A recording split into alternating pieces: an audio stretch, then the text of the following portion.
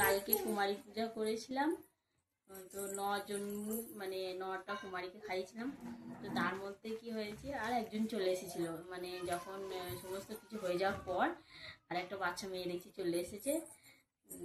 তো ওকে আমি কোনো কিছু দিতে পারিনি তখন, কারণ আমি 9 জনের জন্য সব কিছু ব্যবস্থা করেছিলাম, এনেছিলাম।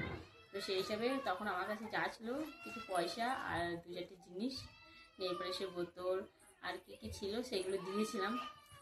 তো তারপরে আবার কালকে এই পার্সটা, ছোট্ট করে একটা পার্স, এই যে বাচ্চাদের খেলার জন্য এই পার্সটা এনে দিয়েছি, আর একটা হেয়ার ব্যান্ড। কারণ ও যখন আমি ওদেরকে সব পার্স হেয়ার ব্যান্ড দিচ্ছিলাম তখন ও খালি চাইছিল আন্টি আমাকে একটা দাও, আমাকে একটা দাও। তো তখন দিতে পারছিলাম, মানে দিতে পারিনি। আর খুব মায়া লাগছিল দেখিয়ে, কারণ 10 জন হয়ে গেছে, 10 জন তো খাওয়াই না, 9 জনকে খাওয়াই।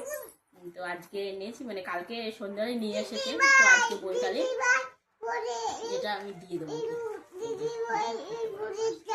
আর কালকে কুমারী খাইছি, তো মানে মানে অনেকগুলো জিনিস দিয়েছি, তো সেগুলো দেখাতে পারি না, দেখানোর সময় হয়ে ওঠেনি, কারণ একটু তাড়াহুড়োর মধ্যে ছিলাম।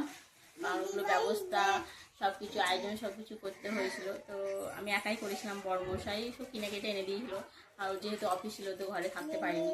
আমার ছেলেরা তো ছোটো, ওরা তো কিছু করতে পারবে না, সেগুলো নিজে হাতে সব কিছুটা করতে হয়েছে। তো কোনো কিচ্ছুটাই দেখাতে পারিনি, জাস্ট অল্প একটু ভিডিও বানিয়ে রেখে দিয়েছিলাম যে কোন পুজো করেছি সেইটা। তো সেইটা আমি এখনও মানে পোস্ট করিনি, ওটা পোস্ট করবো তোমাদেরকে দেখানোর জন্য। আর এটা আজকে এই যে মেয়েটার জন্য নিয়েছি, এটা